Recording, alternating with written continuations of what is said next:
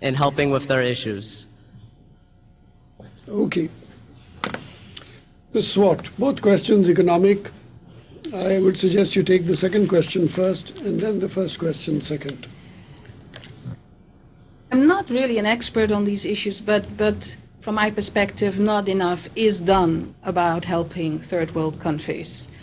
There needs to be a much heavier accent on development because poor countries are more likely to disintegrate and have violent strife and serious health problems. So clearly, if you have successful development, you can likely prevent some strife and conflict. Why is it not happening? It's because there's not enough political will to bring this about. In 2000, Millennium Development Goals were adopted, so there was agreement, but there's not enough political will to make the funding available and to really make those goals a reality.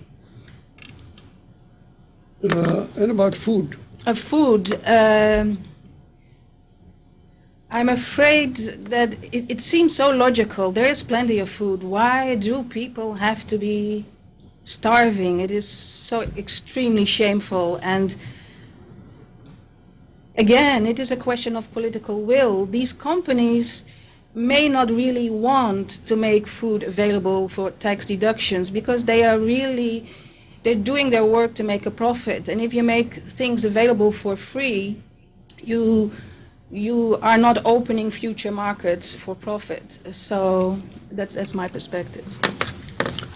May I take these questions, but I do want to hear Mr. von Freiesleben also from the Afghanistan point of view.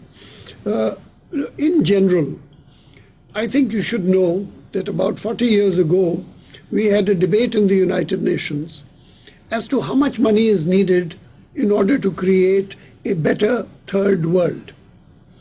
And at the end of the debate, we agreed that what was necessary was that the richer countries should put 0.7%, that is 0.75% of their gross domestic product, in a basket on the table to be used for developmental activities, either through bilateral aid or through multilateral aid. But the idea was that you need a kitty with 0.7% of money in it for development.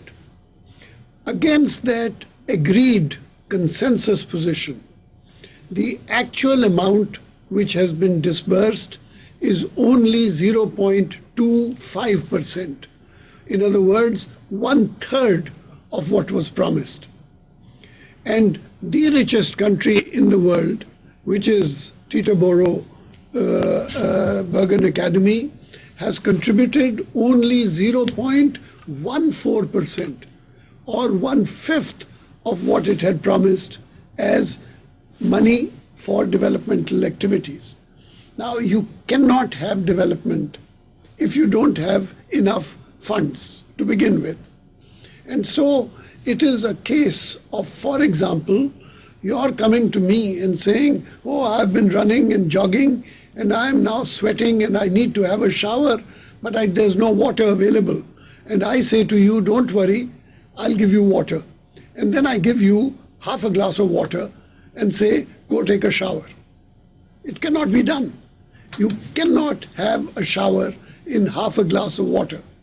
And so you cannot have development in the world if the total amount is only 0.25% of the GDP of the richer countries. And there are 28 of them. Only 5 countries have touched the target of 0.7, and only one, and I salute Ms. Swart here, the Netherlands, has gone beyond 0.7 to hit 1% of GDP as contribution. And so you see that there is an inequality in the world, and the inequality is not something which is unavoidable. We can do it. We know exactly how much money is needed. That money is available in the world, but it is not forthcoming. And so until and unless it is forthcoming, I'm afraid the problem of development, like the problem of food, is not going to be attacked. Now, please remember that the concept of the UN, that is a critically important point. The concept of the UN is not the United Nations, but multilateralism. The fact that we are all linked to each other, that our destinies are common, and that you cannot have development in one part without having development in other parts. That's globalization. And if you do that, if you have unequal development, then I'm afraid you're going to have frustrations, injustices, and the consequences of those frustrations, among which are terrorism, for example. And so this is a critically important question that has been asked by the Bergen Academy in Teterboro, and I hope that we've given you a fair answer. But I want quickly to hear about Afghanistan. Has the situation improved in Afghanistan? We've been there for 5 years. I know that we've bombed it into the Stone Age, but other than bombing it, have we created better living conditions in Afghanistan as a result of all the actions? Tell the truth. Thank you so much for that question. I have to first of all say that I'm not at limit to talk about the Afghan situation. Why? I'm not because I'm not working on these issues for Afghanistan. Surely you have an opinion. You're 30 years old.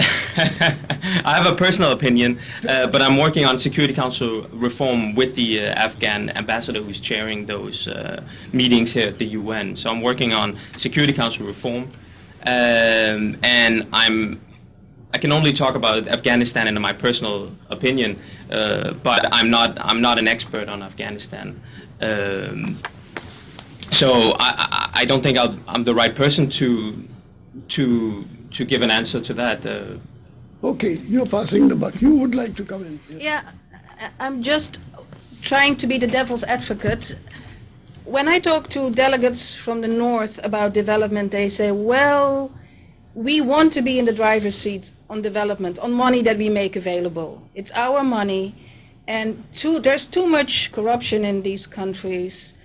We will not know where the money is going if we can't control. Do you know where the money is going in the United States? I'm not saying I was the devil's advocate. This is the belief out there that is a little bit paternalistic on the side of the donors, and surely governance measures can be put in place that there isn't so much corruption, and I'm sure they're working on that.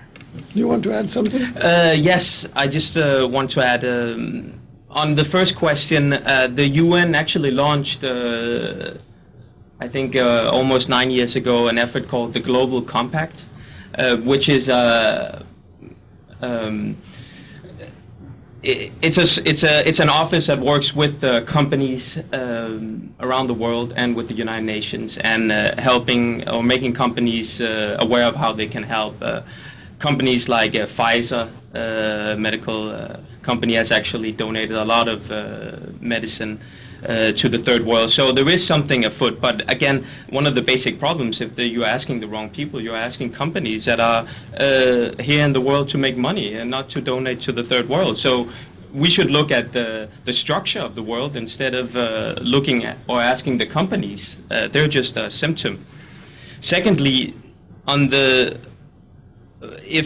question if the UN does a good enough job to help the third world, again, it comes down to the definition of everyone's trying to help the third world, but nobody really knows how to do it, or everybody knows how to do it, and there are differing opinions.